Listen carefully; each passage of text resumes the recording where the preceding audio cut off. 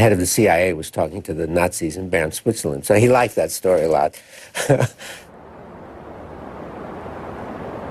I found it very friendly, and then he said, we want American business to come here, and he took out a map of the oil fields, and he says, you see all of these blocks in red? Well, I'm saving this for American companies, he said. They have the best technology, so we want them to come. So that's why we want to have normal relations with the U.S. We want American business to come back. Gaddafi had been shrewd enough not to touch the American oil concessions, but the implied threat was clear: come back before others reap the benefits. After 4 years of embargo, the Libyan oil fields were whetting business appetites.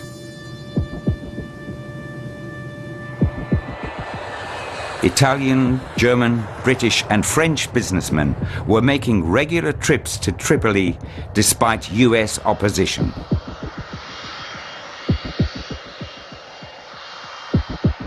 As other countries, mainly European countries and companies, started to try to get into the oil drilling and export business in Libya, those companies, particularly I remember ConocoPhillips, became nervous that they would lose their drilling rights.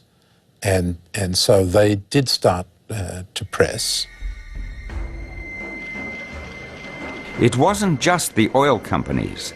The new British Prime Minister, Tony Blair, was close to President Clinton and to the British companies keen to renew ties with Libya.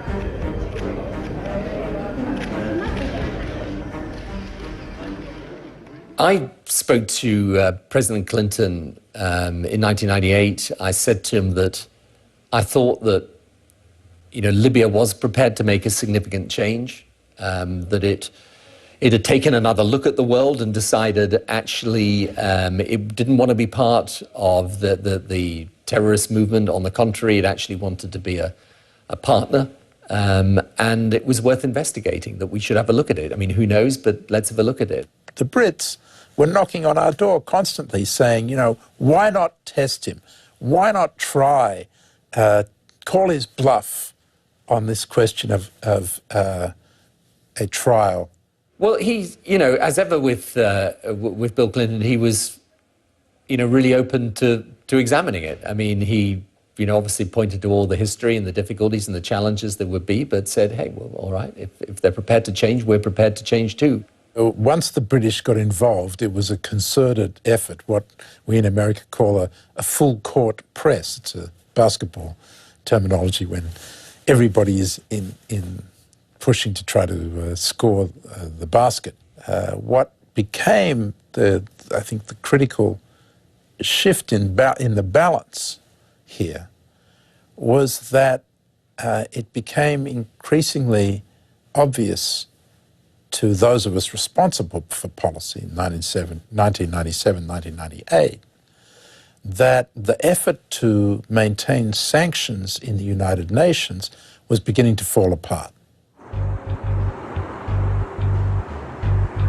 All kinds of pressures were coming into play. In 1998, after bitter negotiations, the White House agreed to a novel solution.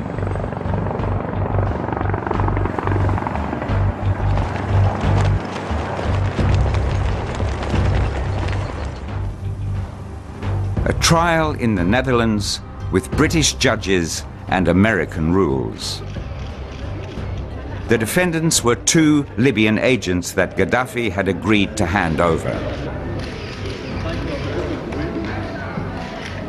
We had convinced Gaddafi that it would be good to give up these people to be tried, and that the U.S. would not stab him in the back. That's what he was always afraid of. Will they stab me in the back? I will give away these people, and then they will continue sanctions and make it worse.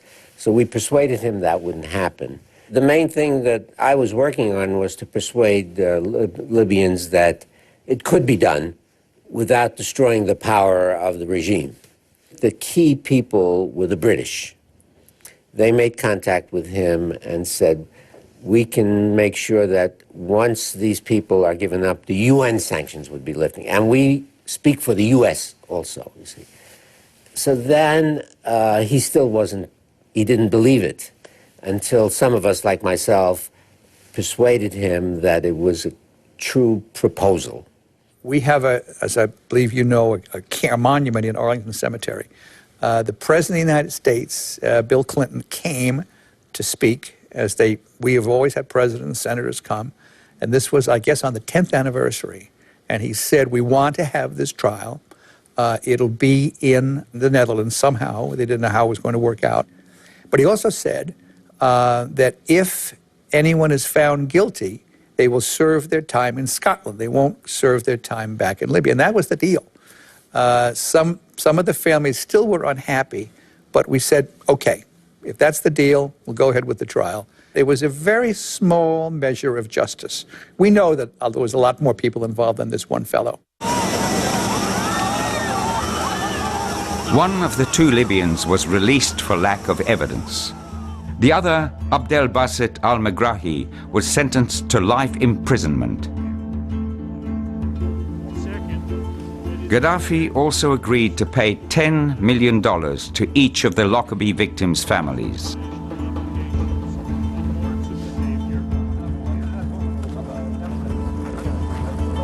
The DC-10 case also had to be dealt with. Some Libyan agents were wanted by the French. La Libye est en train de décider si oui ou non elle allait répondre aux demandes de l'ONU et notamment décider d'extrader les citoyens libyens qui sont accusés d'avoir participé à des attentats. Est-ce que la Libye a pris cette décision? نعرف يعني استغفلت أو استدرج الرئيس الفرنسي في مسألة البنام مع أمريكا وبريطانيا ورط فرنسا ضد ليبيا بدون وعي للعلاقة بين ليبيا وبين فرنسا وبين فرنسا واتحاد المغرب العربي اللي تعتبر ليبيا هي أهم عضو. Gaddafi's reply illustrates how he pushed successive French governments into a solution that spared him any pain. In March 1999, a Paris court convicted 6 Libyans, including Gaddafi's brother-in-law, and sentenced them to life in prison, but in absentia. Maintenant, on espère que Kadhafi va admettre la vérité et qu'il va, ainsi qu'il avait promis, faire appliquer la sentence, même si c'est un procès par contumace. Nous, il y avait alors un sentiment un peu euphorique de victoire. Ça y est, on a pris une première étape, on a obtenu la condamnation. Bon, on a l'impression qu'on a, ça y est, l'État français voulait un dossier béton, il a son dossier béton, à lui de poursuivre. On a eu des tas de ministres et de présidents qui sont venus chaque fois nous dire la main sur la poitrine, on va vous défendre jusqu'au bout, etc., c'est impardonnable. Et là, une défausse complète. On suspend les sanctions côté français, donc annoncé au mois d'août, en pleine vacances, juste avant le 10e anniversaire de l'attentat. La messe est dite, la France se défausse et laisse tomber complètement les familles. Ça dépend si on se place sur le plan moral ou sur le plan, on va dire, du droit international ou de la relation internationale. En termes politiques, à ce moment-là, on considère que Kadhafi a fait, j'allais dire, ce qu'on attendait de lui. Que les familles n'y trouvent pas leur compte sur le plan affectif. Et que mes propos aient pu, à ce moment-là, apparaître un peu trop réel politique. Je le comprends. Libya was sentenced to pay a derisory sum, between 1,500 and 30,000 euros per victim.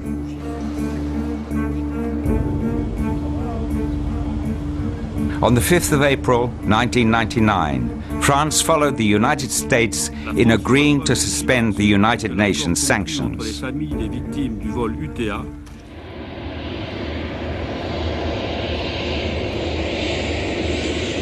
But the unilateral American embargo remained in force. There were still a few scores to be settled.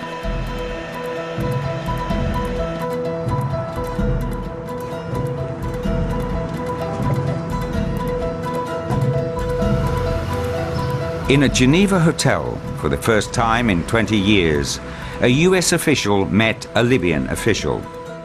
The Libyan was the powerful intelligence chief Moussa Koussa.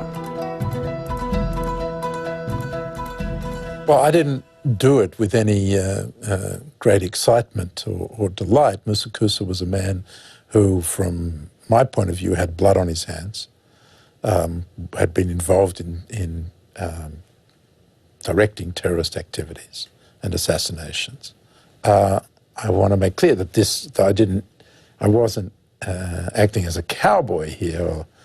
It was approved by the President and the Secretary of State. It was highly compartmentalized. Very few people knew about it in the administration.